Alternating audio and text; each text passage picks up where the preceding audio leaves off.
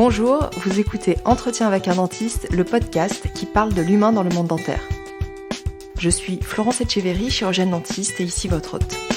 Entretien avec un dentiste, ce sont des rencontres de personnalités du monde dentaire qui se sont frayées un chemin différent pour accéder à leur réussite. Ce sont aussi des séries thématiques pour aborder des sujets qui le sont peu dans notre cursus. Et c'est une newsletter mensuelle pour vous partager les actualités du podcast, une rencontre avec un invité, mes découvertes de films, livres, médias, podcasts en lien avec la thématique du mois. Pour les épisodes, je vous donne rendez-vous toutes les 2 semaines quand j'y arrive. Avec cette nouvelle série, nous continuons à écouter la parole des patients.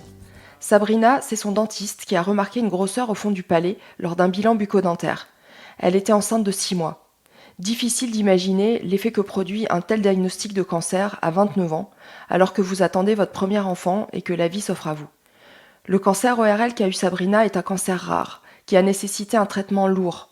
Lourd par les différentes interventions chirurgicales qu'il a fallu recommencer parce que les lambeaux s'étaient nécrosés, lourd par les séquelles qu'ont laissé les thérapies, et lourd parce qu'il touchait au visage.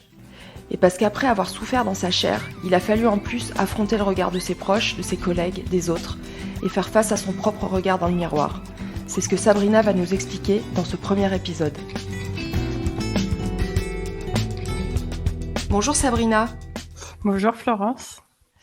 Est-ce que tu peux un petit peu nous expliquer, toi, quel a été ton parcours et donc cette annonce qui t'a été faite alors qu'il me semble que tu étais enceinte de ton premier enfant?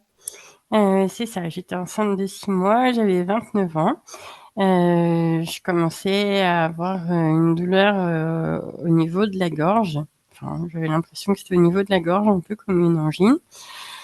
J'ai été voir mon médecin traitant. Elle a rien vu ou il y avait rien encore, on ne sait pas. Et puis, à vrai dire, je cherche pas à le savoir. J'ai été soignée pour une angine.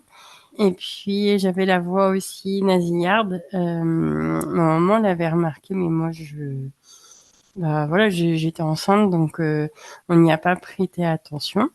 Et c'est après avoir reçu un courrier de l'assurance maladie qui m'encourageait à une consultation chez le dentiste qu'on a découvert la tumeur. Donc en fait, c'était une consultation pour les femmes enceintes pour vérifier que les dents ne souffrent pas trop de la grossesse. Et il s'avère que j'avais pas vu mon dentiste depuis longtemps. Donc il a soigneusement observé chacune de mes dents. Et puis, au bout de 10 minutes, quand il a eu fini, il commence à me dire on se voit après la grossesse pour faire un détartrage. Et puis, il continue à observer un petit peu le reste de la bouche. Et là, il s'est bloqué, un peu stupéfait. Et il m'a dit mais qu'est-ce que c'est que cette grosseur que tu as là? Et c'est comme ça qu'on a commencé à diagnostiquer le cancer. Donc après, dans tout le parcours que tu as dû suivre, parce que là, ça veut dire que la grossesse a été... je veux dire, c'est une question importante. Une grossesse, t'entèmes pas un traitement ni de radiothérapie, ni de chimiothérapie, ni certainement une intervention. Qu'est-ce qui a été décidé et comment ça s'est passé dans ton parcours après? En fait, ça c'était un lundi 17 mai. Et le lendemain, j'ai rendez-vous chez l'ORL. Il m'a trouvé un rendez-vous chez un confrère très vite. Il prend des photos, il fait une biopsie, il appelle un confrère, il parle de tuméfaction pour savoir si je peux faire un scanner. Donc déjà, me connaissant très bien mon dentiste, j'avais compris qu'il y avait quelque chose de pas normal.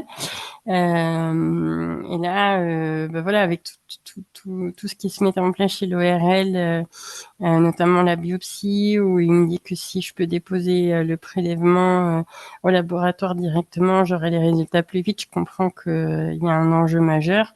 Surtout qu'une des premières questions qu'il me pose, c'est à quel stade de la grossesse en êtes-vous? Donc, quand je lui réponds 6 mois, puisque ça faisait, je devais accoucher le 17 août, donc 17 mai, j'étais pile à 6 mois. Il me dit, votre bébé est viable. Mais non, Non, non, c'est pas ce que je veux entendre. Moi, c'est que je veux que mon bébé il vienne en bonne santé et je veux surtout pas que ma fille souffre d'une quelconque façon de ma pathologie. Donc, le vendredi, quand je retourne à son cabinet et qu'il m'annonce qu'il y a une tumeur, qu'elle est maligne, il n'arrive pas à dire le mot cancer. Et moi, je m'imagine que voilà, j'ai une tumeur au niveau du palais, en l'occurrence une tumeur des glandes salivaires accessoires, on le saura après. Euh, je m'imagine qu'on va enlever la grosseur que j'ai dans le palais et puis basta. Et en fait, non, pas du tout. La semaine qui suit, j'ai rendez-vous à Gustave Roussy parce que c'est là que je choisis d'aller pour des raisons de praticité, du fait de mon statut de grossesse, parce que je découvre qu'il y a un service dédié. Et là, bah, c'est la surprise parce que quand on passe le scanner et l'IRM, on se rend compte qu'en fait la tumeur a fait déjà presque 7 centimètres. Donc elle a déjà presque atteint la barrière méningée, si bien qu'on parle de neurochirurgie, et elle a atteint le plancher de l'orbite. Donc c'est très massif et en fait ce que je m'imaginais pouvoir être retiré facilement pendant la grossesse, ben non, c'est juste pas possible. C'est une chirurgie très lourde qui m'attend. Donc on va observer la tumeur. C'est un carcinome adénoïde kystique, donc ça fait partie des tumeurs rares qui se développent le long des nerfs, qui sont résistantes au traitement médicamenteux et qui nécessitent chirurgie et radiothérapie pour espérer s'en débarrasser, parce que c'est souvent plutôt des cancers chroniques, hein, c'est des cancers dont on a du mal à guérir. Et donc, la tumeur est stable. On fait des examens en 3 semaines, ça bouge pas, alors qu'on avait tout préparé. Enfin, si c'était avéré que la tumeur avait bougé, ma fille accouchait ma fille était prise en soins en préma. Moi, j'accouchais le samedi et le lundi d'après, je passais en neurochirurgie. Donc, c'était très traumatisant de s'imaginer accoucher dans ces conditions. Et non, en fait, j'ai eu beaucoup de chance. La tumeur est restée stable. J'ai accouché un peu moins de 6 semaines avant le terme. Et j'ai pu passer 3 semaines avec ma fille avant la grosse intervention d'exérèse et de reconstruction. C'est quoi l'origine de ce cancer? Alors la localisation précise, c'est les glandes salivaires accessoires, c'est dans le palais, au niveau du palais. C'est un cancer rare dont on connaît assez peu les origines. Il n'y a pas de cause identifiée, surtout à 29 ans, c'est quand même un âge assez jeune pour pouvoir se dire que c'est lié à une intoxication donc il n'y a pas de cause identifiée. Ce nous on observe au sein de l'association de patients dont je fais partie, c'est que on est beaucoup de jeunes femmes à être diagnostiquées au moment de la grossesse ou juste après.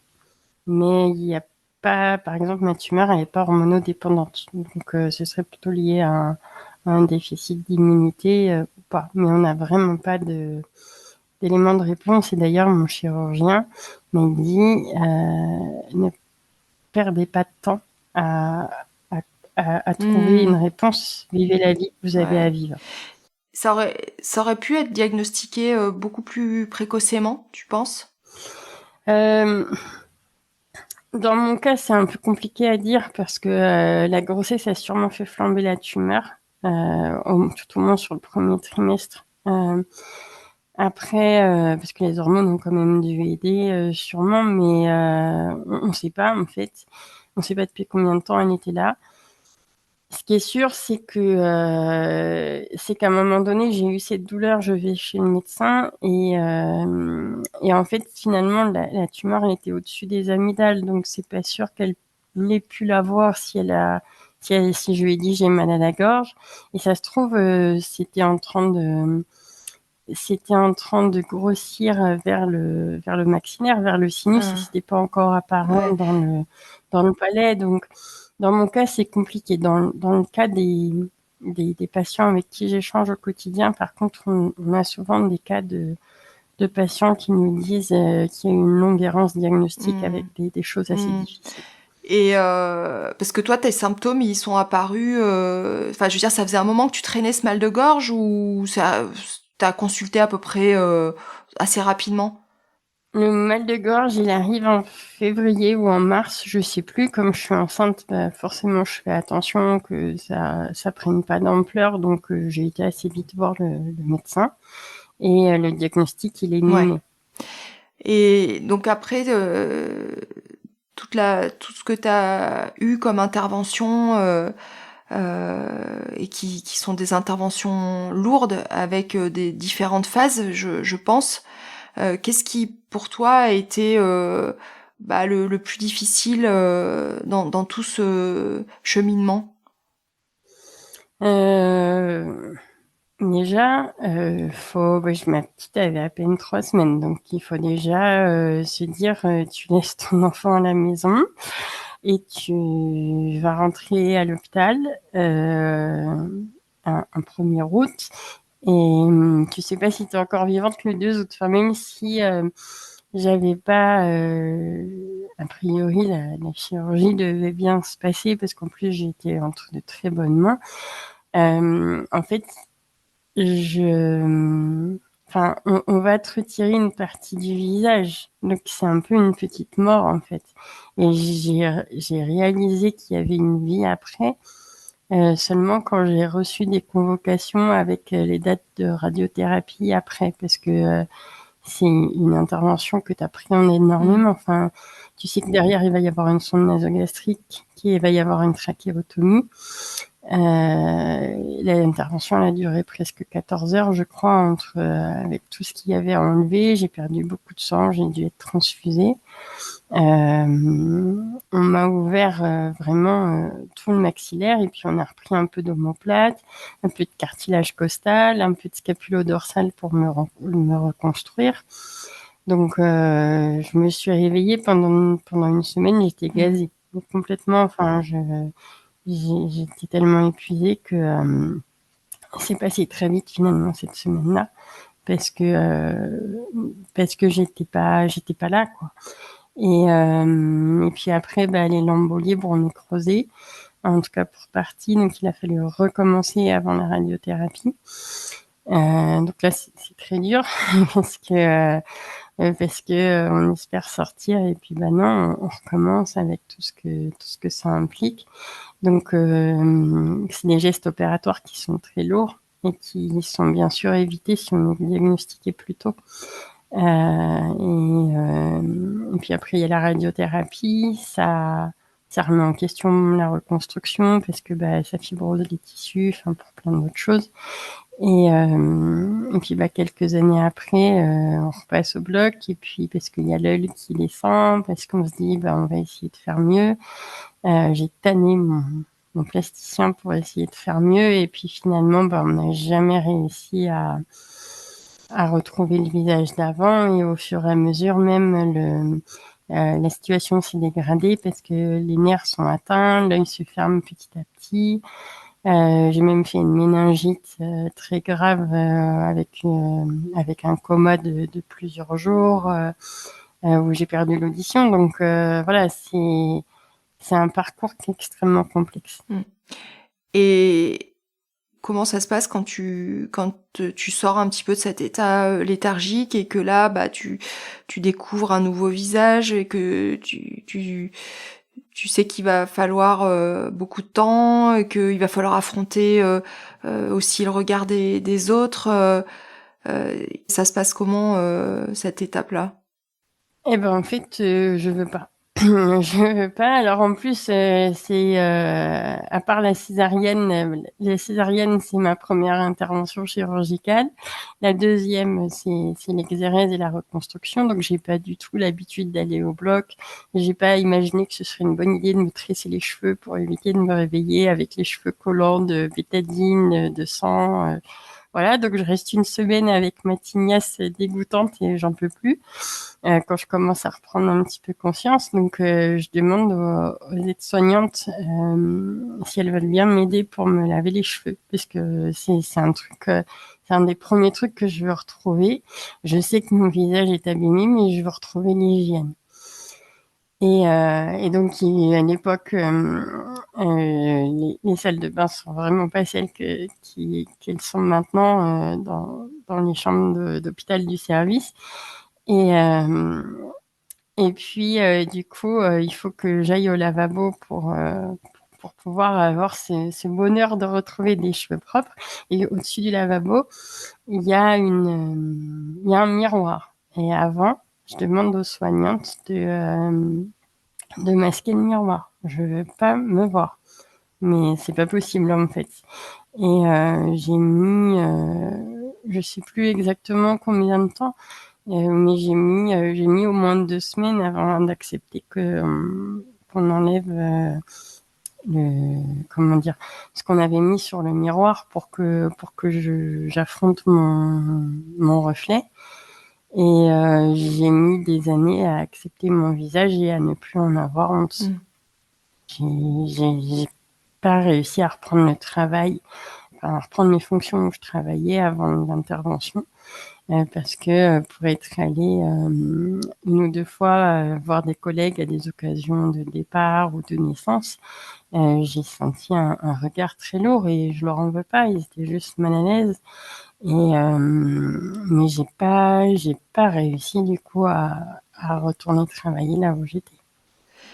Et l'équipe autour de toi, parce que c'est pas voilà, c'est pas une intervention où tu rentres et tu ressors au bout de quelques jours et tu revois plus jamais toute cette équipe pluridisciplinaire qui est autour de toi. C'est important de se sentir épaulé par toute une structure à ce moment-là. Ben, en fait, ça fait écho il y a 15 jours, j'étais à Gustave Roussy pour tenir un stand patient. Et en allant déposer des flyers au service, j'ai croisé Catherine. Catherine, c'est l'infirmière qui s'est occupée de moi enfin, c'est une des infirmières qui s'est occupée de moi pendant un mois et c'est celle que j'ai le plus vue à ce moment-là. Et j'ai vu sa silhouette au bout du couloir et je l'ai reconnue tout de suite.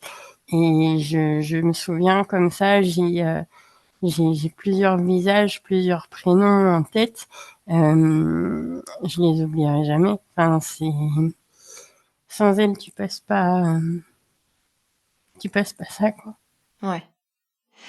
Et ça remet en perspective tous tes projets, tout même ta conception de la vie en fait, parce que tu peux plus tu peux repartir à zéro, tu t'avances avec en construisant quelque chose de nouveau finalement. Complètement. Mais il faut déjà que tu aies conscience que tu puisses reconstruire quelque chose. En fait, moi, j'ai tout préparé avant. Je me suis préparée en mode j'entre en guerre. Donc j'avais fait des classeurs pour ma mère, pour le père de ma fille, où j'avais écrit toutes les informations dont je pensais qu'il pourrait avoir besoin. J'avais rempli j'avais rempli les réserves de la maison, la lessive, les choses comme ça, enfin des choses toutes bêtes en fait. Mais un peu comme au moment du Covid, tu vas chercher du papier toilette. Alors ça, je n'ai pas fait par contre, mais c'est un peu en fait, tu es tellement impuissant face à ce qui t'arrive que tu essayes de prendre la main sur ce que tu peux anticiper. Et donc, moi, je m'étais dit, ce qui va arranger le père de ma fille, c'est de ne pas avoir à aller faire les courses. Donc, tout ce que je pouvais lui anticiper, je lui anticipais. Mais la projection de l'après, tu t'arrives tellement pas. Enfin, moi, je me rappelle quand j'avais vu le plasticien, je lui avais posé plein de questions. Et puis, j'ai une sale manie de faire des malaises vagos. Et je ne voulais pas qu'il me cache des choses, donc je continue à lui poser des questions. Et j'étais en train de serrer le siège et je perlais sur le siège parce que je sentais le malaise vagal venir de tout ce qui me décrivait, de ce qui m'attendait. Et à la fois, j'avais besoin de le savoir et à la fois, sachant ça, je ne pouvais pas me projeter dans l'avenir. Il fallait que en fait, c'était moi qui ai besoin de me projeter. Là, c'est un pas après l'autre. En fait, j'ai appris à faire un pas après l'autre avec cette épreuve. C'est OK, bah là, c'est l'intervention. On passe ça. Après, c'est la radiothérapie. Après, tu récupères. Après, c'est le premier contrôle. Et en fait, là, il faut accepter euh, le temps qui s'impose à toi. Ouais. T'as plus le choix. Et après, par contre, une fois que j'ai commencé à ressentir l'énergie venir, je suis repartie dans les projets. Il y avait des travaux à faire dans la maison. J'ai voulu fêter mes 30 ans.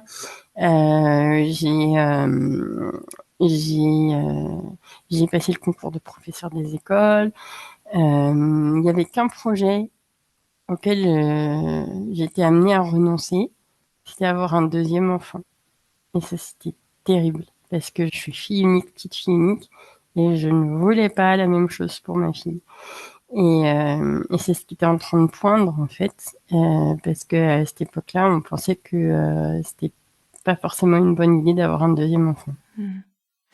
Comment ça s'est passé au niveau du couple? Au niveau du couple, le cancer a mis en exergue les faiblesses. Donc, ça s'est manifesté quand même assez vite parce que mon conjoint était au début dans le déni. Après, il a voulu s'investir et il a pris un peu le rôle de l'infirmier quand je suis rentrée à la maison. Mais ça c'est pas bon du tout pour un couple. Et à tel point que ce qu'il a vu l'a dégoûté et que j'ai fini par représenter, par avoir l'image collée de cette malade, de cette patiente que j'ai été gravement malade, gravement affaiblie à un moment donné, et qui n'a jamais pu s'en détacher. Donc j'ai fini par le dégoûter selon ses propres mots. Et, euh, et là, bah, ça donnait le go, quoi. C'était plus possible de continuer à faire chemin ensemble. Il fallait mieux qu'on refasse chacun notre vie et dans de bonnes conditions plutôt que de continuer à se supporter avec ce spectre de la maladie, quoi. Ouais. Il y a quelque chose qui t'a particulièrement manqué dans tout ce parcours de soins, des choses on en reparlera après pour la création de l'association, mais j'imagine que si tu as eu cette volonté de créer une association, c'est pour aider les autres patients qui vivent la même chose et peut-être pour améliorer ou le parcours ou la relation, tous ces problématiques que toi tu as rencontrées ou peut-être que tu aurais eu besoin de davantage d'aide. C'est ça, en fait. Moi, j'ai été diagnostiquée en 2010. Donc, il y a quand même des forums, il y a des informations, mais très vagues, pas précisément sur ce cancer-là, assez peu précisément sur les cancers tétés-cou en général. Donc, en fait, je vois pas d'espoir parce que je vois pas de patients comme moi. Et jusqu'au jour où mon plasticien me fait croiser une jeune patiente qui a eu quasiment la même chose que moi et qui a été opérée quelques années auparavant. Mais sinon, j'ai pas d'espoir parce que j'ai pas d'histoire positive au-delà des traitements. Et je me dis, en fait, c'est parce qu'ils sont tous morts. Enfin, c'est bête, hein, mais je vois des forums où il y a des débuts d'échanges sur la pathologie.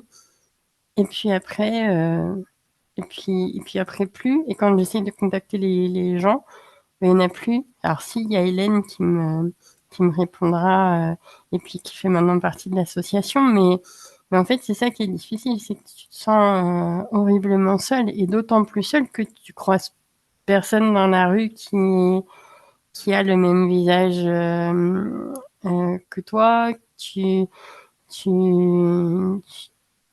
peux pas partager ton vécu, tes craintes.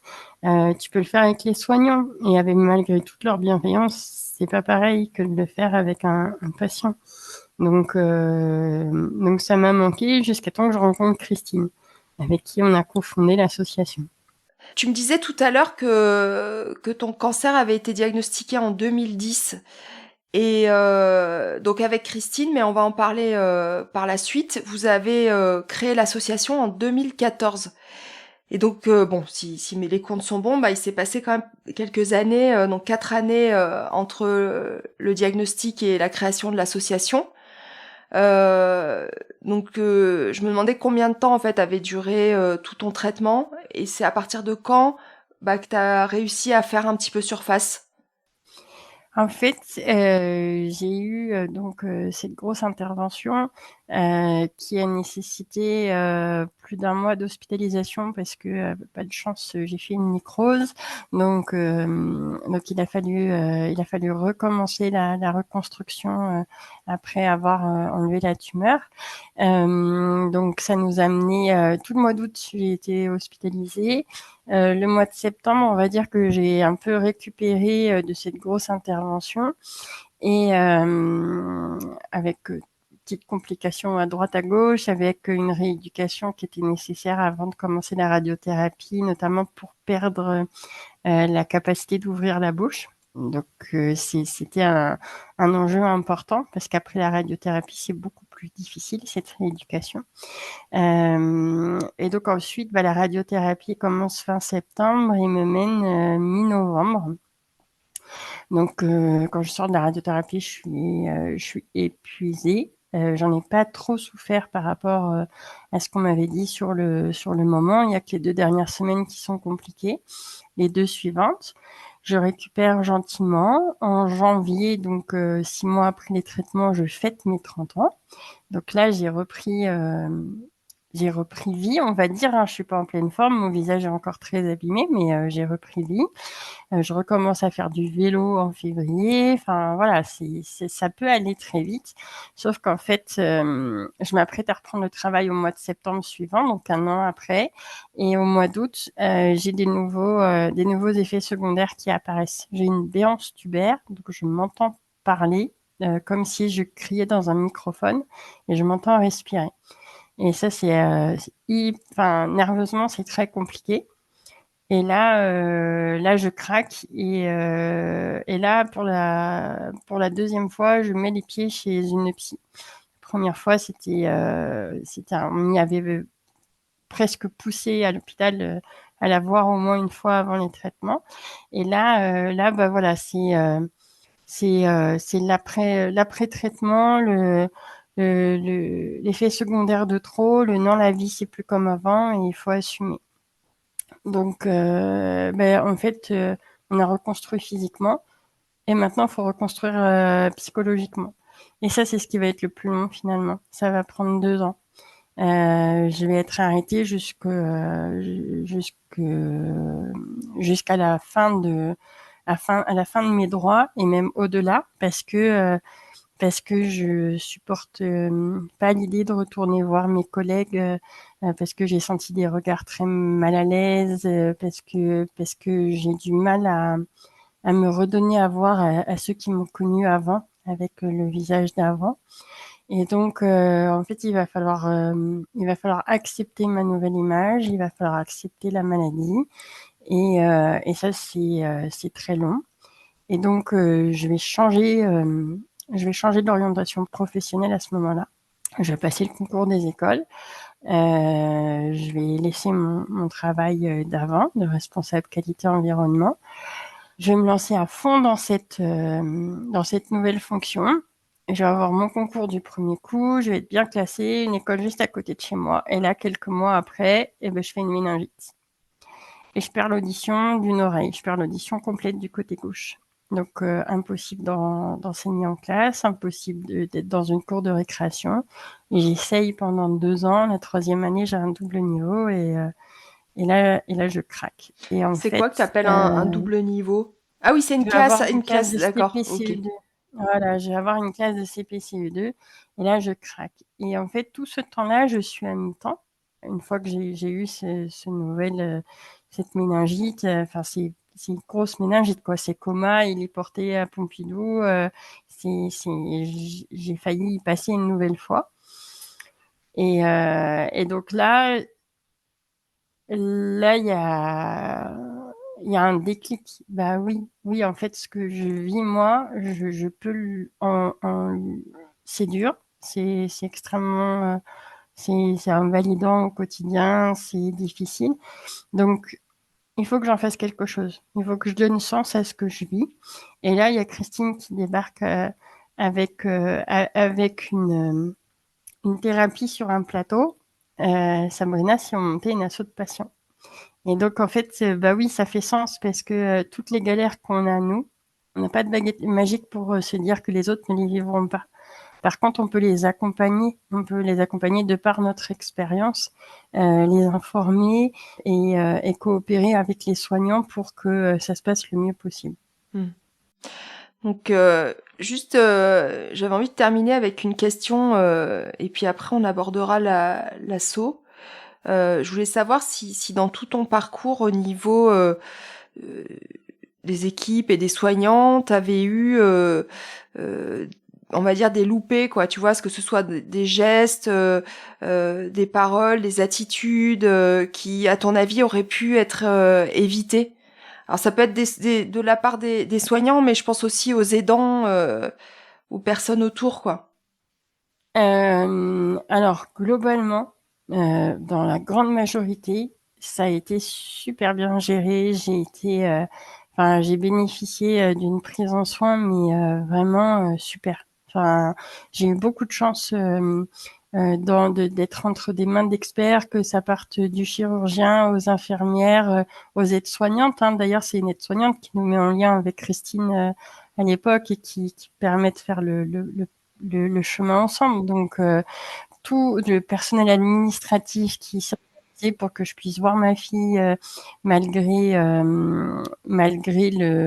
l'hospitalisation. Enfin, voilà, sur ça, j'ai eu des très bons exemples. Quand tu me poses la question, j'ai 3 petits exemples qui me reviennent en tête.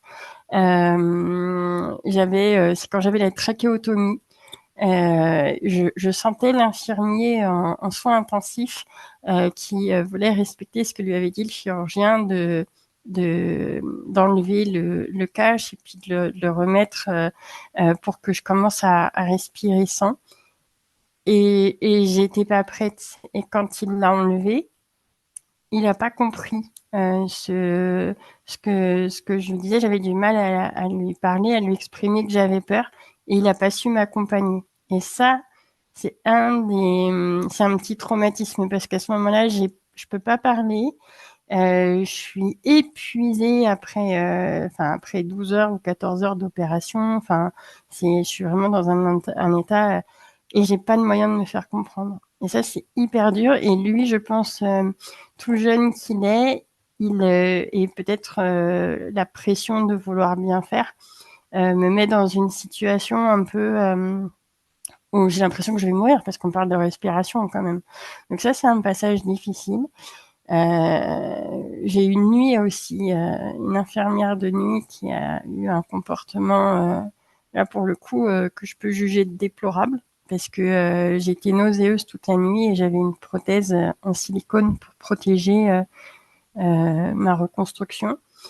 Et en fait, elle m'a laissé me vider toute la nuit et elle me jetait presque les serviettes par la porte d'entrée et elle venait pas m'aider. Et moi, j'étais encore très affaiblie à ce moment-là. Et là encore, en fait, c'est ça, c'est qu'on se sent hyper fragile dans ces situations-là. Et cette personne-là, je lui en veux parce que, je suis désolée, c'est très pas agréable du tout ce que je dis, mais j'ai vomi toute la nuit, j'ai vomi ma prothèse et après, on ne l'a pas retrouvée. Il a fallu en refaire une. Et c'est des pertes de chance que le lambeau tienne en fait. Donc ça se trouve la nécrose c'est en partie de sa faute. Donc ça je suis très fâchée encore maintenant. Et sinon dans les anecdotes j'ai un anesthésiste qui me cherche au moment où j'avais pas encore été opérée et où on préparait un éventuel accouchement dans des conditions difficiles parce que grand préma potentiel pour ma fille. Et l'anesthésiste qui dit à son confrère, elle est où la dame avec la grosse boule dans le cou? Et moi, je l'ai entendu. Et en fait, ça se voyait pas de l'extérieur, mon cancer. Et comme lui, il avait dans l'idée que j'avais une tumeur, ce qui était vrai, hein, de 6-7 centimètres, il cherchait quelqu'un qui était défiguré déjà, alors qu'en fait, c'était pas le cas. Donc ça m'avait fait plutôt, voilà, ça m'avait plutôt fait sourire. Mais globalement, enfin, j'ai ces 3 expériences-là, plus ou moins difficiles, mais sur la quantité de soignants que j'ai croisés, c'est anecdotique. Et merci 1000 fois, les soignants, quelle que soit leur fonction, que ce soit les médecins, mon dentiste qui m'a diagnostiqué, les chirurgiens, les infirmiers, infirmières, les aides-soignantes, 1000 merci pour l'accompagnement. Couch close as a lion, face is the sunrise with a heart of stone. Dans les 2 épisodes qui suivront, Sabrina nous racontera sa rencontre avec une autre patiente, Christine Faukenberg, et leur volonté de transformer leur épreuve en créant une association, Corasso, pour informer, soutenir et sensibiliser au cancer de la tête et du cou. Vous venez d'écouter un épisode d'Entretien avec un dentiste. Si vous avez aimé, vous pouvez m'aider de plusieurs façons. En mettant des étoiles sur Apple Podcast ou votre application de podcast, c'est ce qui permettra à d'autres de le découvrir. Vous pouvez le partager sur les réseaux sociaux et en parler aux personnes tout autour de vous. C'est Pauline Bussy du Son Libre qui a réalisé le montage. La musique Corrélation est de Branch Immersion. Les portraits et les séries thématiques d'Entretien avec un dentiste sont à retrouver sur toutes les plateformes d'écoute de podcast, Spotify, Deezer, Apple Podcast, mais aussi sur YouTube ou directement sur le site internet d'Entretien avec un dentiste. N'oubliez pas notre nouveau rendez-vous, la newsletter, tous les 2e jeudis du mois. Si vous voulez vous abonner, suivez le lien dans le descriptif de l'épisode. Ou rendez-vous directement sur le site internet où vous trouverez aussi toutes les précédentes newsletters. Et surtout, n'hésitez pas à me laisser un message sur les réseaux sociaux ou sur la boîte mail entretienavecundentiste@gmail.com. Je vous lirai et vous répondrai.